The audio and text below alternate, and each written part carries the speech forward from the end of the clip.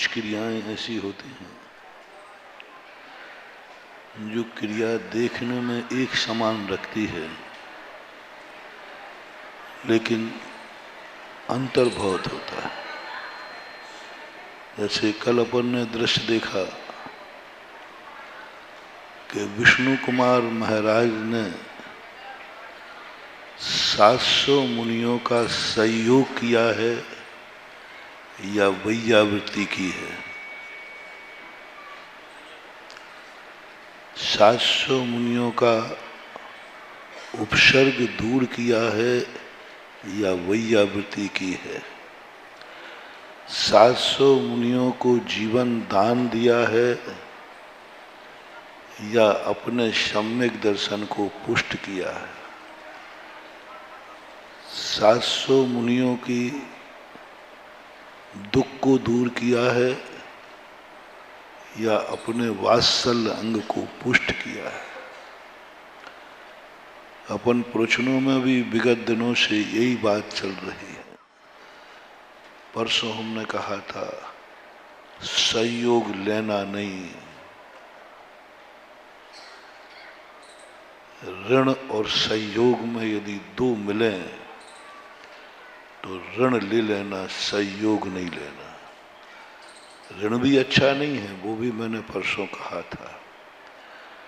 ऋण लेकर के जिंदगी जीना कोई जिंदगी नहीं है। और ऋण लेने वाला व्यक्ति कभी भी सुख की नींद सो ही नहीं सकता। दुनिया कितनी चलती है, हवाएं भी कभी कभी रुक जाती हैं, लेकिन ऋण लेने के बाद जो ब्याज चलता है वो कभी रुकता, दिन रात चलता है, दिन रात। और कई बार तो ऐसा हो जाता है मूल से ज्यादा ब्याज हो जाता है। ऋण का टेंशन नहीं होता, टेंशन होता है ब्याज का। और वो ब्याज इतना खतरनाक चीज है, हमारे नीतिकारों ने कहा है, जब तुम्हारे बुरे दिन चल रहे हो, जब किस्मत साथ न दे रही हो, तो पूरी ताकत लगाओ कि ऋण न लेना पड़े, मजदूरी करना पड़े तो कर लो। यहां तक कि भीख मांग करके भी यदि दिन निकलता हो तो निकाल लो। बहुत छोटी बात कही है महानुभाव ने, बहुत बड़े अपमानजनक बात कही है बंधु, बहुत छोटी बात, लेकिन कहना नहीं चाहता हूं, लेकिन कहना पड़ रहा है। मुझे विश्वास है पक्का, मेरा भक्त कभी जिंदगी में इतना पुण्य हो ही नहीं सकता, पुण्यहीन नहीं हो सकता कि उसको भीख मांगने की नौबत आ जाए। नहीं होगा, ये विश्वास है। हमें तो पूरे जैनी पर विश्वास है। मैं जब भी किसी नगर में जाता हूं तो लोगों से एक ही बात पूछता हूं कि इस नगर में कोई जैनी भिखारी तो नहीं है। मेरा एक सर्वे है, मैं ये नहीं देखता हूं कि इस नगर में कितने अमीर हैं। मेरा खोज होती है कि इस नगर में कोई जैनी भिखारी तो नहीं है। यदि किसी को कोई जैनी भिखारी मिले तो कृपया करके मुझे सूचित करें। आगरा में भी हो मनोज बाबू तो मुझे बता देना, शायद अभी तक तो नहीं मिला। और मेरी इतनी किस्मत तेज है, मेरा पुण्य इतना तेज है कि शायद मेरी जिंदगी में कभी जैनी भिखारी देखने को नहीं मिले। ये मुझे अपने पुण्य पर भरोसा है, दुनिया की तो क्या कहे, अपने पुण्य पर भरोसा है कि शायद वो दिन मेरा ना आवे। जिस जैन धर्म की मैंने महिमा गाई है, जिन जैनियों को हमने जन्म जन्म का पुण्यात्मा कहा है, क्या कहा हमने, जैनी जन्म कुल में जन्म लेना बिना जन्म जन्म के पुण्य के संभव हो ही नहीं सकता। ये विश्वास जब मेरा है तो ये भी विश्वास मेरा है कितना पुण्यहीन हो ही नहीं सकता कि उसे भीख मांगना पड़े। मिला नहीं, अभी तक नहीं मिला। कहीं हो तो कृपया बता देना, मैं अपनी पूरी ताकत लगा दूंगा, उसका भिखारी नहीं रहने दूंगा उसको।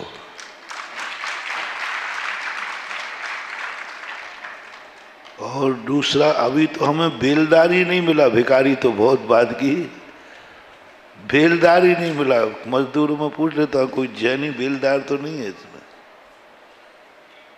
होता नहीं। लेकिन फिर भी संसार है, विश्वास अलग चीज होती है और प्रैक्टिकल अलग चीज होती है। भावना अलग चीज है और प्रैक्टिकल होना अलग चीज है। दुनिया में ऐसा भी आ सकता है दिन, तो 1.1 कितने पॉइंट लगा लेना, आ जाए तो तुम्हें दो चीजें हैं, एक और तो ऋण लेना है, ऋण, और एक और भीख मांगना है। दो में से एक मांग लूं तो काम चल जाएगा। माँ बेटे के लिए, बेटा भूखा है, कोई उपाय नहीं, तो मेरा सुझाव है कि भीख मांग लेना, लेकिन ऋण लेकर रोटी मत खाना, क्योंकि भीख की रोटी में कम से कम करुणा होती है। ऋण का देने वाला करुणावान नहीं होता, निर्दयी होता है। ऋण देने वाले लोग कभी भी, इसलिए प्याज की बात तो जैन दर्शन में कही थी, प्याज नहीं खाना, लेकिन प्याज से ज्यादा कहा था पहले ब्याज नहीं खाना। लेकिन बनियों ने, भगवान ने कहा ब्याज नहीं खाना, तो जैनियों ने, अरे भगवान ने कहा प्याज नहीं खाना, रे प्याज नहीं खाना।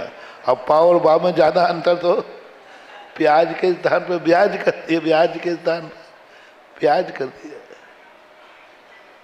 क्योंकि ब्याज का पैसा देने वाला व्यक्ति कभी करुणावान नहीं हो सकता, दयावान नहीं हो सकता, उसके अंदर करुणा आ ही नहीं सकती। शाहूकार ऋण देता है, भीख में रोटी देने वाले के पास किंचित करुणा होती है, और करुणा की दुआ के साथ कोई वस्तु मिलेगी तो हो सकता है उसकी दुआ, उसकी करुणा तुम्हारे लिए फलीभूत हो जाए और अगले दिन से भीख ना मांगना पड़े। लेकिन ऋणी व्यक्ति कभी नहीं चाहता है,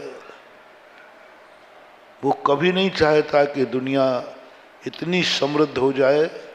ओहो, सुनो महानुभाव, नीति है। बोलो, भिखारियों को रोटी देते समय तुम्हारे मन में किंचित भाव आ सकता है कि हे भगवान, संसार का ये गरीबी दूर हो जाए, कोई भी भिखारी ना हो, ऐसा भाव आ सकता है कि नहीं? अब मैं पूछता हूं साहूकारों से कि हे भगवान, संसार में सब अमीर हो जाएं, किसी को ऋण लेना ही नहीं पड़े, ऋण देने वाले बताओ। वो तो एक ही भाव करते हैं, हे भगवान, संसार में मेरे अलावा सब परेशान हो, जिससे ब्याज पर मेरा पैसा उठे। ब्याज पर दुनिया है ये। और वो भी जान रहा है कि ऋण लेने कोई व्यक्ति आया है तो वो परेशान है, ऋण लेने कोई व्यक्ति आया है तो उसकी मजबूरी है।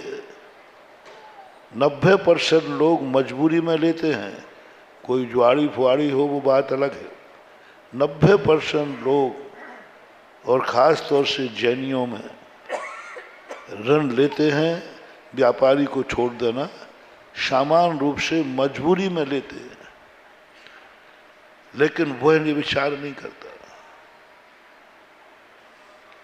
एक बार एक डॉक्टर ने कहा, बोले महाराज जी बहुत परेशान हूँ, डॉक्टरी चल ही नहीं रही,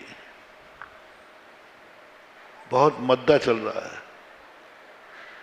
तो महाराज कुछ आशीर्वाद दो कि डॉक्टरी चल जाए। और मैंने कहा ये तो खतरनाक आशीर्वाद है, बहुत खतरनाक। सारी दुनिया को आशीर्वाद देता तो सब लोग कहते महाराज जी आशीर्वाद दो, ये से दुकान चल जाए। इंजीनियर कहता सबको आशीर्वाद देना ठीक है। अब उस डॉक्टर ने भी कह दिया, अब मेरा हाथ उठने ही वाला था, तुरंत मैंने नीचे करे, मैं काहे का आशीर्वाद दे रहा हूं। डॉक्टरी अच्छी चलने का अर्थ क्या है? बीमारी बढ़ जाए। मैंने कि भैया मैं तो ये कहता हूं कि संसार में कोई बीमार, तो महाराज जी आप हमारे पेट में लात मारोगे। मैंने कहा भाई तेरे पेट में लात लगे तो लगे, सर्वे भवन्तु सुखिना सर्वे भवन्तु निरामया सर्वे भद्राणि पश्यन्तु मां कश्चित् दुर्भाग् भवेत्। डॉक्टर लोग चाहे तो डॉक्टर दूसरा भगवान है। कौन है? डॉक्टर दूसरा भगवान है। चाहे तो इतना पुण्य कमा सकता है, इतना पुण्य, तीर्थंकर प्रकृति का बंद कर सकता है डॉक्टर। हम लोग तपस्या करके करें, वैद्य इतना बड़ा कार्य कर सकता है, लेकिन आजकल वैद्यों के, डॉक्टरों की दृष्टि कमाई पे रहती है। सुसेन जैसा वैद्य क्या गजब का वैद्य था। मैं तो सुसेन वैद्य की जीवन शैली देख करके रावण को भी एक बार धन्यवाद देता हूँ कि धन्य है रावण, तू कितना भी पापी रहा लेकिन लंका के लोगों को पापी नहीं होने दिया। तू कितना ही अनैतिक रहा, तूने लंका में अनैतिकता नहीं फैलने दी। तू कितना ही गिर गया लेकिन लंका वासियों को नहीं गिरने दिया। क्या गजब की चीज। मैंने सुनाया था एक बार, दुश्मन की दवाई करने के लिए, दुश्मन की दवाई करने को तैयार हो गया। अरे बड़ी मुश्किल से रावण ने मार गिराया था लक्ष्मण के लिए, बड़ी मुश्किल से। 13-14 दिन के युद्ध के बाद ये घटना घटी। कितने लक्ष्मण को गिराने के लिए कितने योद्धाओं ने बलि चढ़ा दिए, लेकिन जब सुसेन वैद्य के सामने मरीज आया, उसने दवाई की। उसको ये डर नहीं लगा कि रावण का, राजा का दुश्मन है ये। मना कर सकता था, मना कर सकता था कि साहब तुम मारो तो मार डालो मुझे, लेकिन मैं दुश्मन की राजद्रोह नहीं करूंगा, राजा के विरुद्ध नहीं जाऊंगा, मैं इसको जीवित नहीं करूंगा। और चलो कोई महाराज तो था नहीं, गृहस्थ ही तो था, झूठी दवाई दे देता, क्या कर लेता। रामचंद्र जी विभीषण दवाई जानते थे क्या? अरे संजीवनी बूटी के स्थान पर जहर बूटी बना देता, कुछ भी कर लेता, कुछ भी कर सकता था। लेकिन रावण ने, सुसेन वैद्य ने नहीं किया। सुसेन वैद्य ने वही किया जो एक वैद्य को करना चाहिए। फीस कितनी ली थी उसने?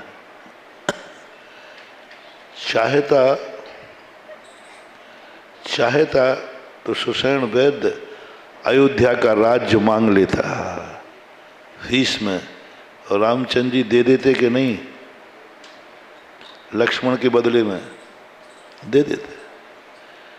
चाहता तो सुषेण वैद्य कहता कि रामचंद्र जी, लक्ष्मण जीवित हो जाएगा, तुम्हें मरना पड़ेगा।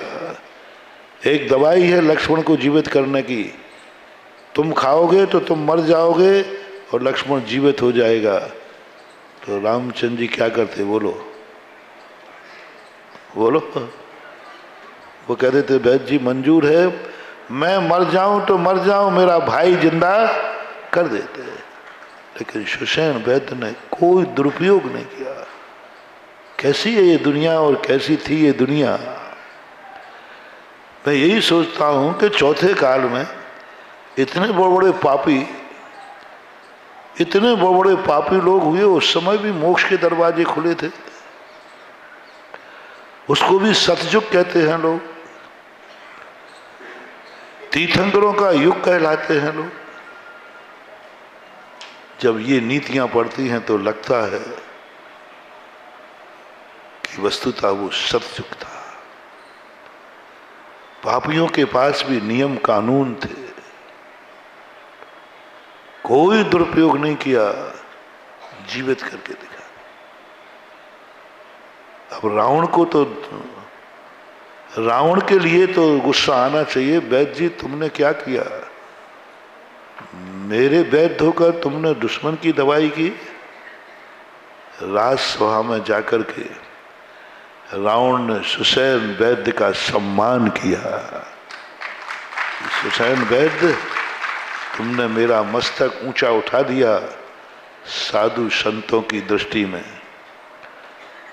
तुमने दिखा दिया दुनिया को कि रावण कितना भी गिर जाए लेकिन वो दूसरों को नहीं गिरने देगा।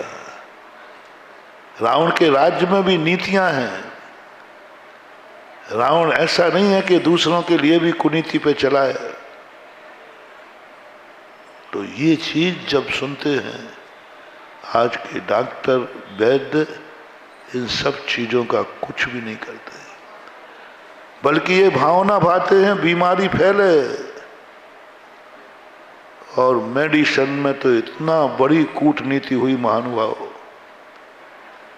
एलोपैथिक मेडिसिन की ये मीटिंग है, एक बार मरीज आ जाए जिंदगी में उसकी दवाई बंद नहीं होना चाहिए। एक भी दवाई साइड इफेक्ट के बिना नहीं बनाई। हर दवाई पे साइड इफेक्ट है। एक बीमारी की दवाई खाओ, ये बीमारी ठीक हो जाएगी, लेकिन दूसरी बीमारी थोड़ी सी चलती रहेगी। वो कहते बीमारी नहीं होगी तो मेडिकल कैसे चलेगा? इतना बड़ा मेडिसिन चल रहा है, बीमारियों के कारण नहीं चल रहा है, साइड इफेक्ट पे चल रहा है। साइड इफेक्ट पे चल रहा है। उसके साथ जो बीमारियां फैल रही हैं, पहले के वैद्य लोग दवाई करते थे, जड़ से मिटा देते थे।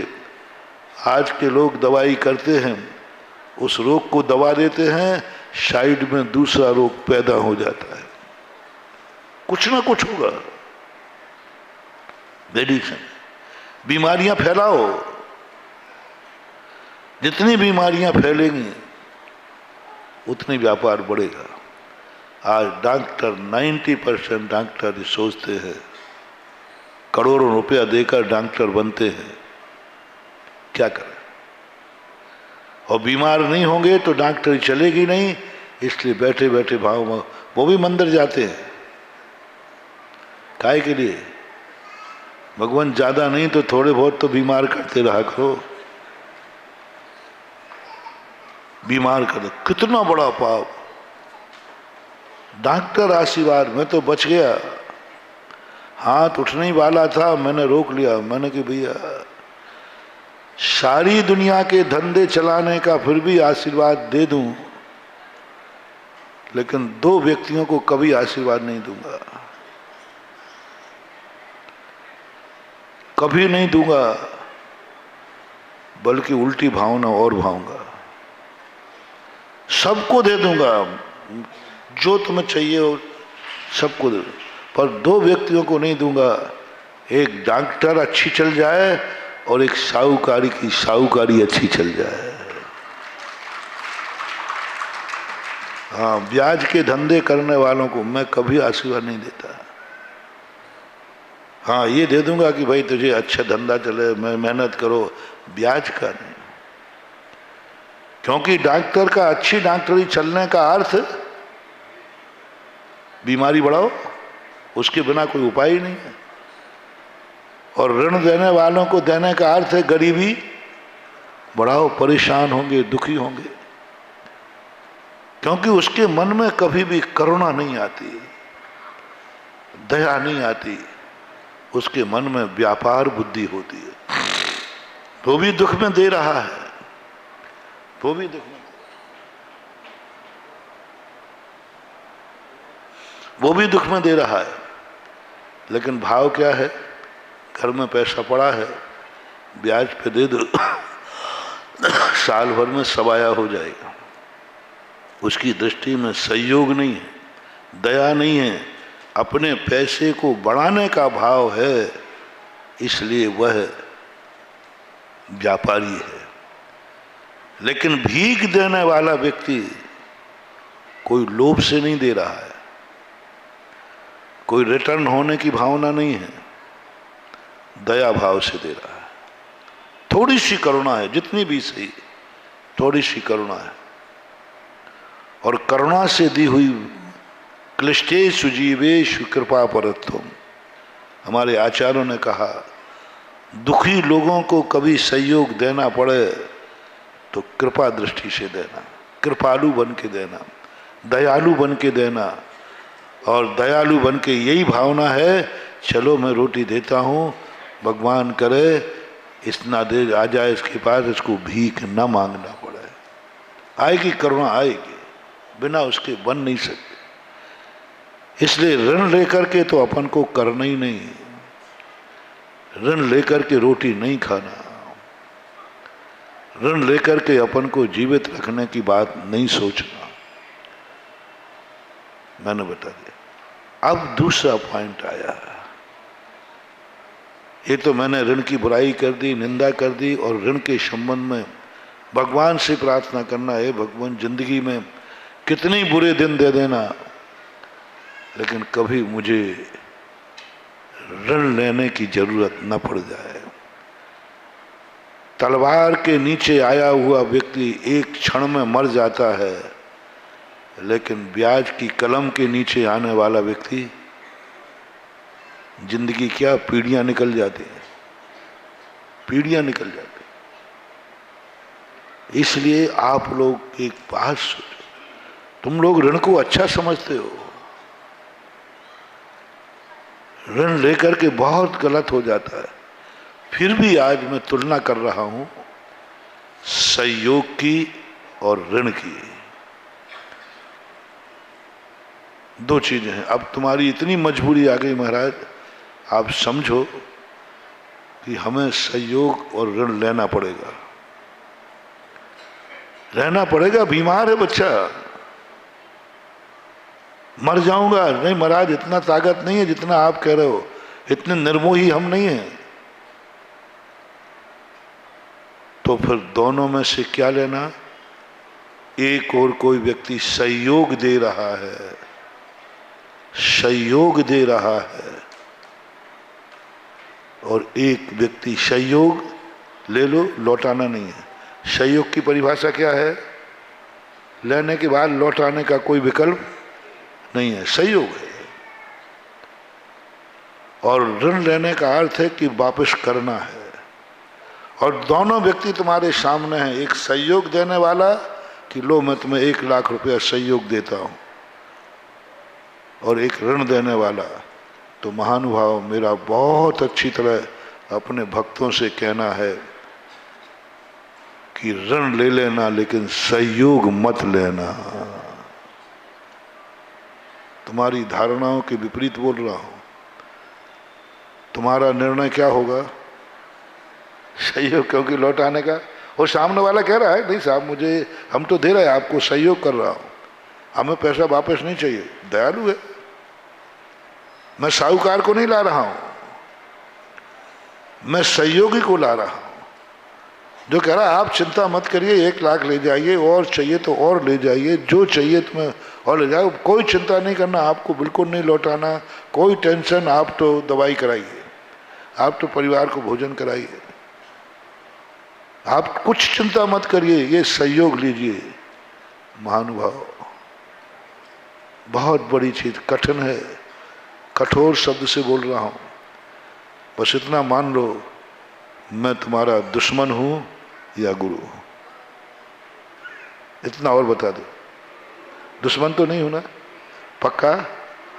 तो मैं भी बहुत कठोर हृदय करके कह रहा हूं, अपने भक्तों से सहयोग मत लेना, ऋण ले लेना। पहली बात तो ऋण लेना ही नहीं है।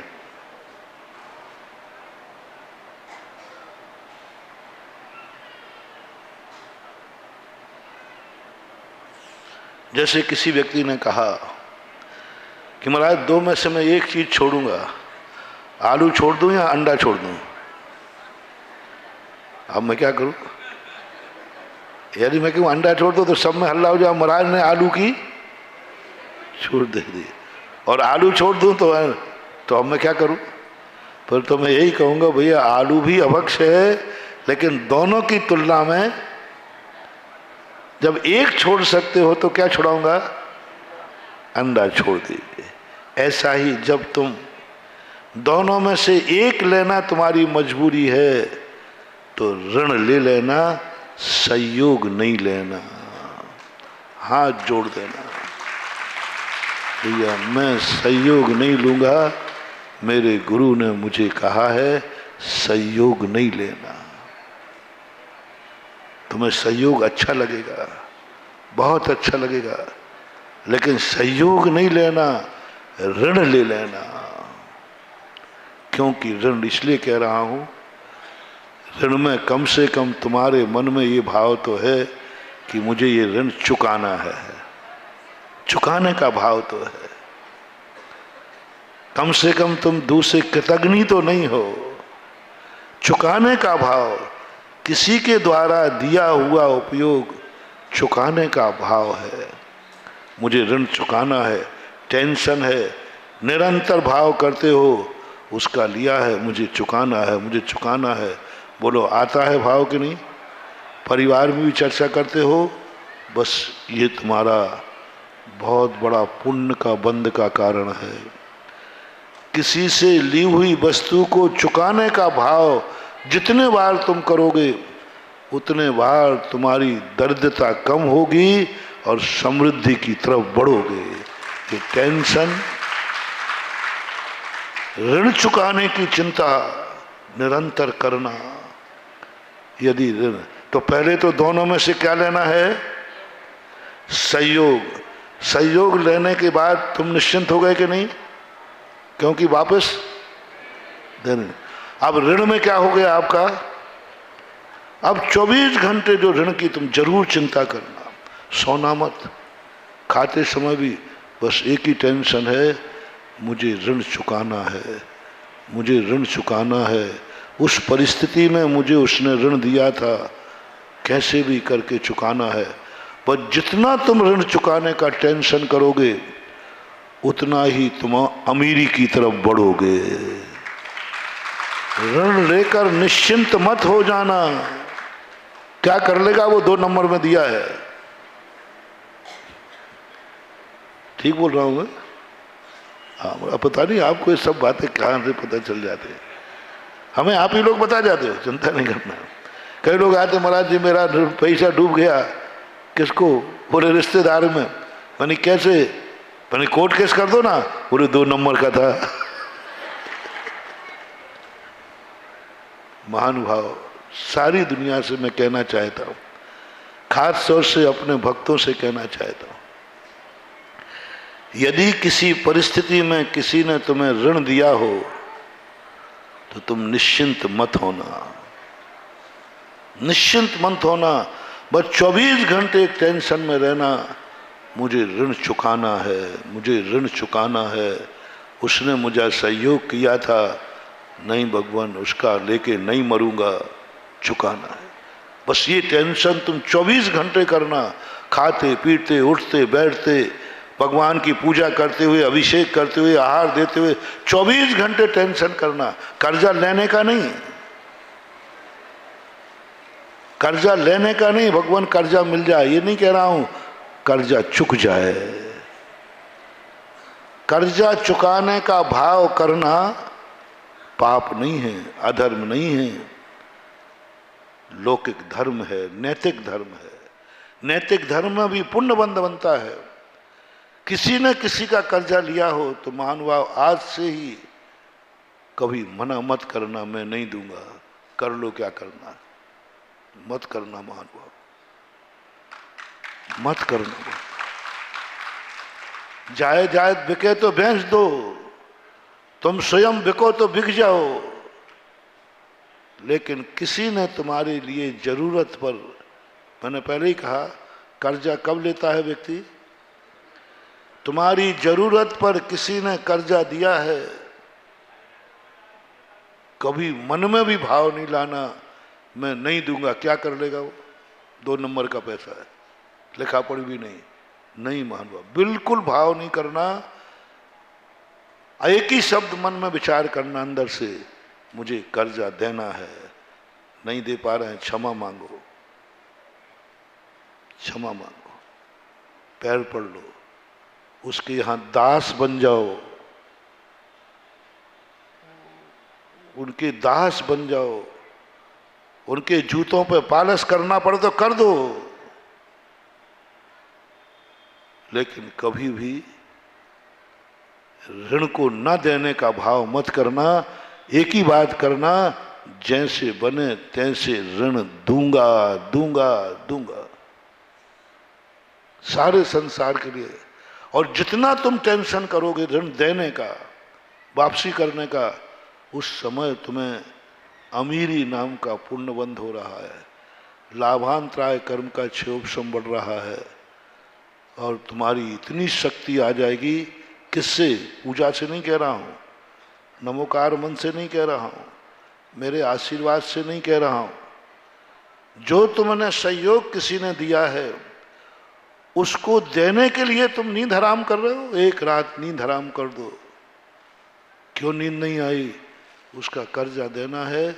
मैंने कहा था साल भर में दे दूंगा, साल भर हो गई, आज आखिरी दिन है, रात में सोया नहीं, मत सो।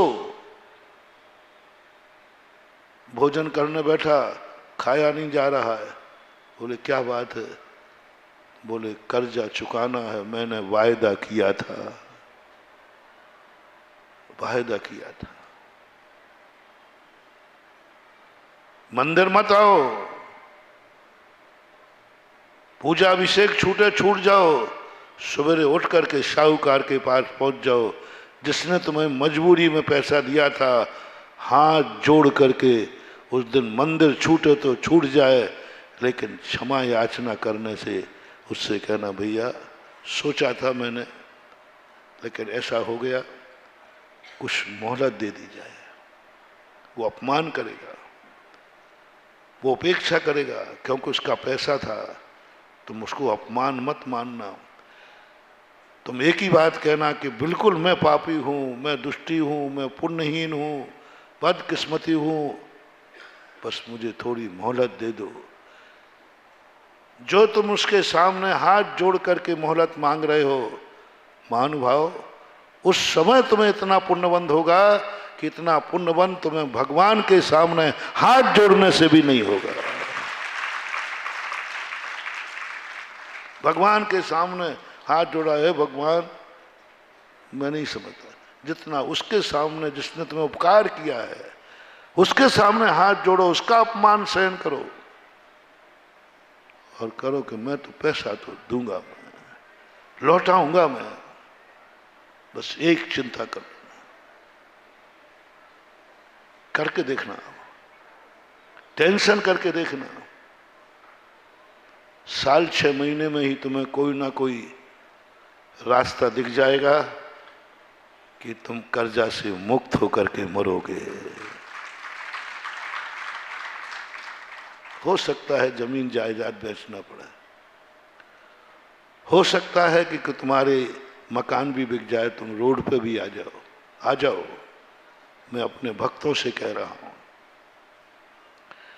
यदि मकान बेचकर रोड पे आना पड़े, आ जाना, लेकिन किसी ने कर्ज लिया है उसको नहीं देने का भाव मत करना।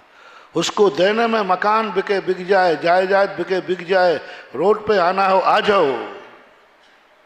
और कह दूं, यदि उसका दास बनना पड़े तो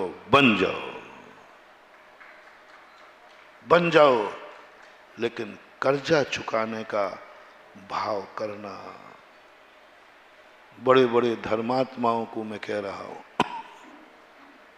पूजाएं करते, मुनि भक्ति करते, अभिषेक पूजन करते, कुछित कजाचित दान भी देने का भाव करते, मालाएं फेरते, रात में भोजन नहीं करते, शब्द विष्णु से मुक्त हैं, ये सब गुण हैं। लेकिन तुमने किसी का कर्जा लिया है और उसको नहीं देने का भाव आ गया, समझ लेना ये सारा पुण्य किया हुआ भस्म हो गया, भस्म हो गया। नहीं देने का भाव आ गया, बस कभी मत करना, देने का भाव रखना। मैंने कह दिया, कर्जा लेके मत मरना। महाराज जी, यदि पहली बात तो कर्जा लेके मत मरना, फुटपाथ पे आके मर जाना,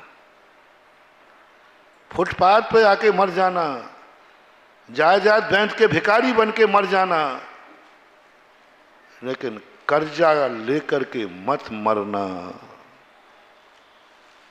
मत मरना।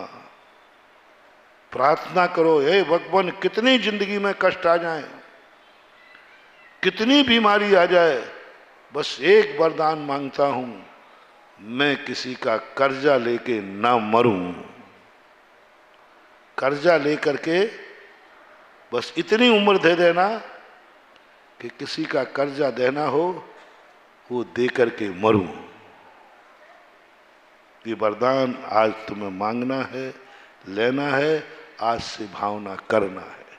कर्जा चुका के मरूं भगवान, मुझे और कोई उम्र नहीं चाहिए, जब मरना हो तो जब मर जाऊं, लेकिन कर्जा चुका के मरूं। फिर भी ऐसी जिंदगी आ सकती है महानुभाव। ऐसे नियम वालों को कह रहा हूं, ऐसे नियम वाले को कह रहा हूं। देखो, अभी मैं बहुत अच्छा एक उदाहरण सुनाता हूं। एक अयोध्या प्रसाद गोयली हुए, उन्होंने जिन खोजा तिन पाइया एक छोटी सी किताब लिखी है। उसमें एक बहुत छोटी छोटी कहानियां, बहुत पहले मैंने पढ़ी थी, 20-25 साल पहले। उसमें एक कहानी बहुत अच्छी आई, एक बैल की कहानी दी है। ऐसा व्यक्ति कर्जा लेकर, उसकी भावना नहीं थी लेकिन मौत आ गई। भावना क्या थी उसकी कि जैसे बने मैं कर्जा चुकाऊंगा, लेकिन अनायास मौत आ गई, मर गया। मर करके वो बैल हुआ, बैल हुआ। कर्जा किसी ने तुम्हें कर्ज दिया है मुसीबत में और वो लेके मर जाओगे महानुभाव, प्रकृति सारे कर्जे माफ कर देती है, लेकिन किसी में मुसीबत में दिया हुआ कर्जा यदि तुमने नहीं चुका पाए तो कर्म उसको माफ नहीं करता। जिसका तुमने कर्जा लेके मरोगे उसके यहाँ जानवर बनोगे, दास बनोगे, बैल बनोगे, कुछ ना कुछ बनोगे, वो चुकाना पड़ेगा। वो उसके यहाँ जिसका कर्जा था उसके यहाँ वो बैल बन गया, बैल बना और बैल बन गया। एक दिन क्या हुआ कि जिसके यहाँ ये बैल बना उसका सारा कर्जा उसने बैल बन के चुकाया। लेकिन 60 रुपया बाकी बच रहा है। अब 60 रुपया चुकाना है। देखो, उसने जो भावना की थी, उसको किसी से 60 रुपया लेना थे, जो 60 रुपया लेना थे उसने दिए नहीं। तो मरते समय उसको भाव आया कि वो यदि दे देता तो कुछ तो कर्जा, लेकिन उसने मना कर दिया, नहीं देना, नहीं देना। बस ये भावना के साथ मरा। वो बैल जिसके यहाँ था, वो एक दिन क्या हुआ, गाड़ी लेकर के जा रहा था और रास्ते में उसको किसी कारण, वो लोघड़िया होते ना, लोघड़िया रास्ते में चलने वाले, राणा प्रताप के वंशज मानते हैं वो अपने आप, चित्तौड़ के मानते हैं। ये जितने लोघड़िया होते हैं, ये कभी अपना घर नहीं बसाते, कभी नहीं। सरकार इनको दे दे कर थक गई, पर ये अपना घर नहीं बसाते। उसका मालूम कारण क्या है? उसका कारण है, जब चित्तौड़ से महाराणा प्रताप युद्ध में हार कर भागे थे, तब वहाँ जितने नागरिक थे, जब तक हमारा राजा चित्तौड़ लौट के नहीं आएगा, हम अपने घर में वास नहीं करेंगे। राजा जंगलों में भाग देते हैं, जब तक हम लौट के नहीं आएंगे, चित्तौड़ लौट के नहीं आएंगे राणा साहब। और महाराणा प्रताप जो हैं, वो लौट के नहीं आ पाए। उन्होंने अपने पिता की स्मृति में उदयपुर बसाना पड़ा, चित्तौड़ नहीं ले पाए वापस।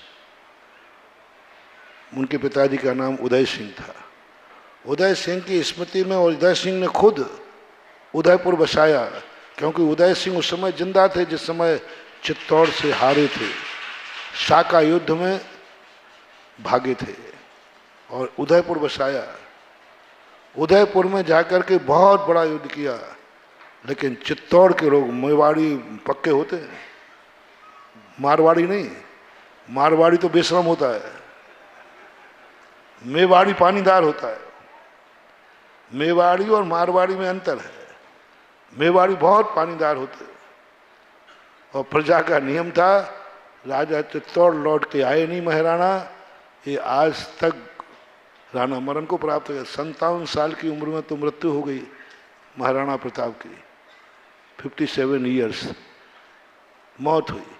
ये लोग सब आज तक घूम रहे हैं, नहीं हम घर में वापस नहीं जाएंगे जब तक हमारा राणा चित्तौड़ नहीं आएगा। अब क्या करें, वो तो चले गए। तो ऐसे लोगों के पास वो बैल गया। रास्ते में चलते चलते उस लोघड़िया का जो था, उसके यहाँ कोई बीमारी आ गई चलते चलते। अब वो उस गांव के बाहर रुका। देखना सिस्टम, देखना तुम्हारा कंप्यूटर फेल हो जाएगा, हमारे कर्म का कंप्यूटर देखना।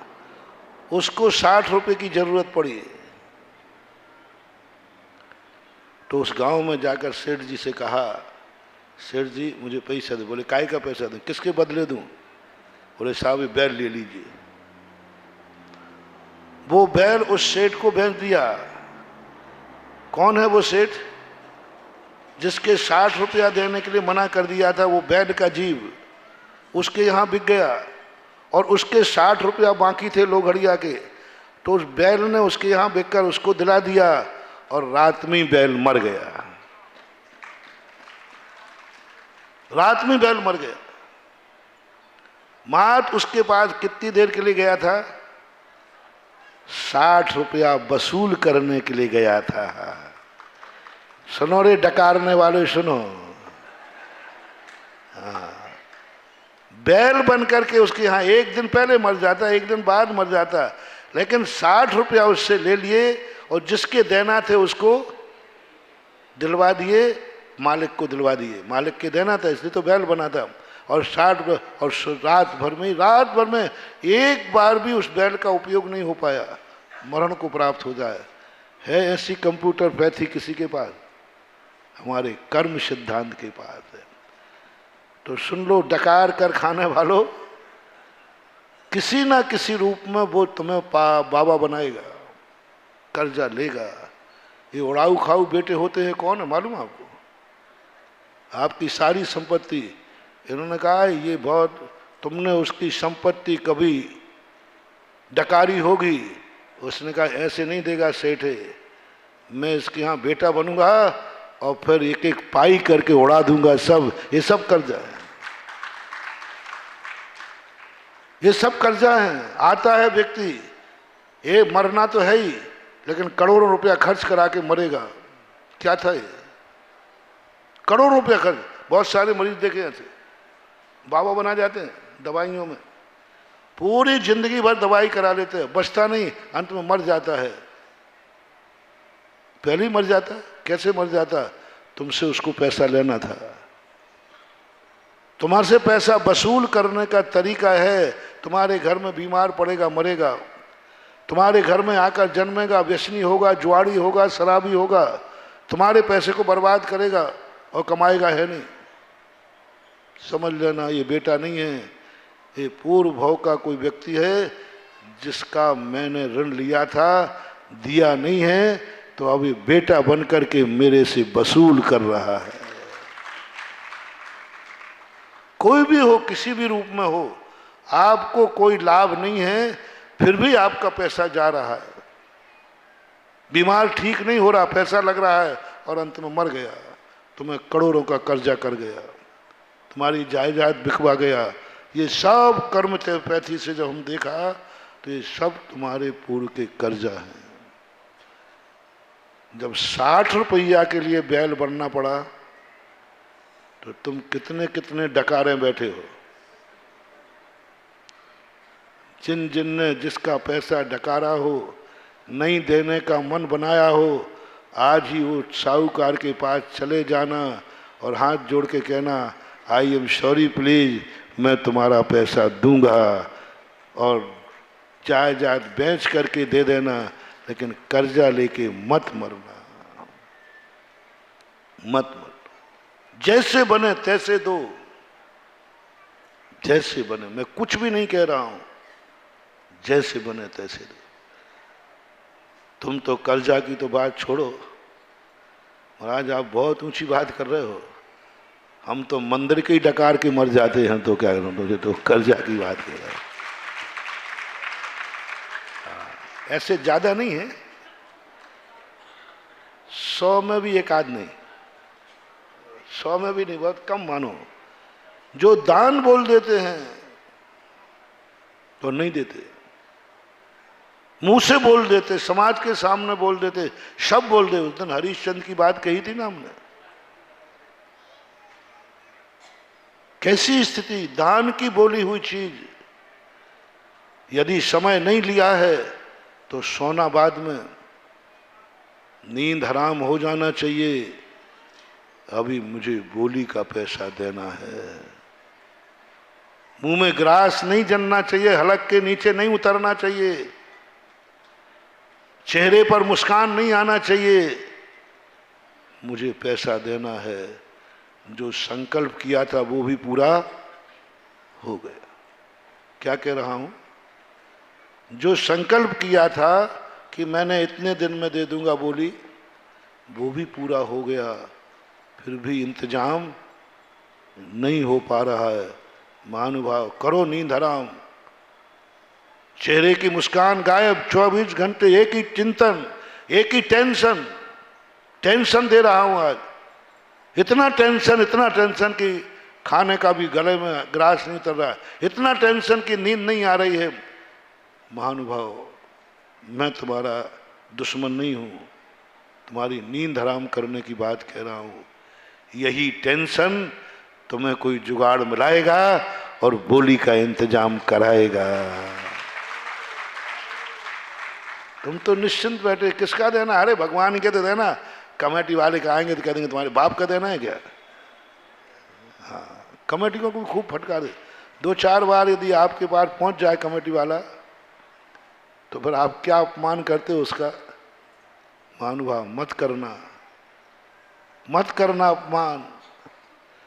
मैं हमेशा कहता हूं, बोली का पैसा देने के बाद यदि संकल्प कर लिया तो संकल्प तक तो ठीक है, पहली बात तो यदि समर्थ है, कान खोल के सुनो, समर्थ है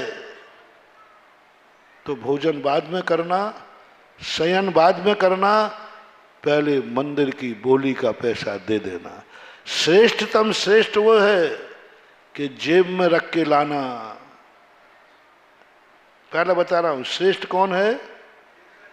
पहले ही से लाना। आज मुझे इतने लाख रुपया दान देना है, इस हाथ दीजिए साथ लीजिए, इधर जवान इधर पैसा पकड़ो, तुरंत तुरंत, कोई उधार का सवाल ही नहीं है, पहले ही से लेके आया है। मान लो कभी कभी ऐसा होता है कि अनायास कोई माल मिल जाए, भाव तो नहीं था लेकिन एकाएक भाव आ जाता है कि भाई अनायास लेना है, अनायास भाव आ जाता है। जैसे कल आया था ना, अनायास भाव आया और ले लिया। तो फिर दूसरा क्या करना? घर जाते ही भोजन बाद में करना, पहले बोली दे के जाना। मान लीजिए बैंक आदि खुलने में लेट हो तो भोजन तो कर लेना, लेकिन रात्रि में सोने के पहले बोली दे के जाना। ये 3 ऑप्शन आपको है। चौथा ऑप्शन है कि महाराज अभी तो इंतजाम नहीं है, लेकिन मन कर रहा है कि बोली तो लेना है, तो फिर कमेटी से संकल्प मान देना कि भाई यदि आप कुछ मुझे छूट दे दो, कुछ छूट दे दो, और उसी जब ही छूट लेना जब तुम्हें कोई उम्मीद दिख रही हो कि नहीं अगली साल मेरी एफडी भरना है, मेरा एक प्लाट पड़ा है, मेरा एक मकान पड़ा है, मेरे पास इतनी संपत्ति तो है कि यदि कोई इंतजाम नहीं हुआ तो मैं अपनी जायदाद बेच करके बोली दे दूंगा।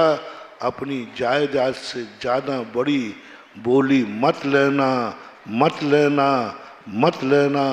शक्ति को छुपाओगे सांप काटेगा, शक्ति से ज़्यादा करोगे बिच्छू काटेगा।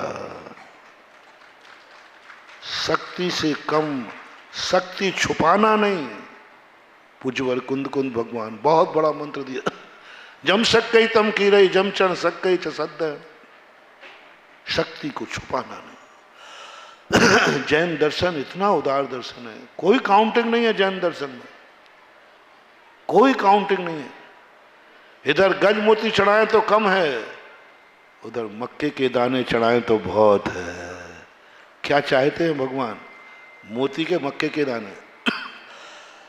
गज मोती चाहते कि मक्के के दाने? भगवान कहते मुझे कुछ नहीं चाहिए, मेरे सामने आकर शक्ति छुपाना नहीं।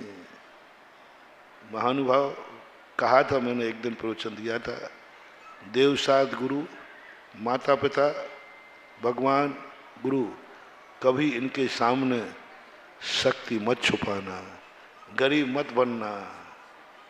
हमारे यहाँ देख रहे, सुनाया था संस्मरण, एक अमीर सेठ गरीब बना, पूज्य देव गुरुदेव के चरणों में आया। वहाँ बहुत पहले की घटना, नाम नहीं बता रहा हूँ। समोषण मंदिर बन रहा था, एक एक मूर्ति बड़ी रखी जाती ना, तो लोग पकड़ के लाए थे उसको, अभी सुनाया था तुम्हारे, पकड़ के लाए थे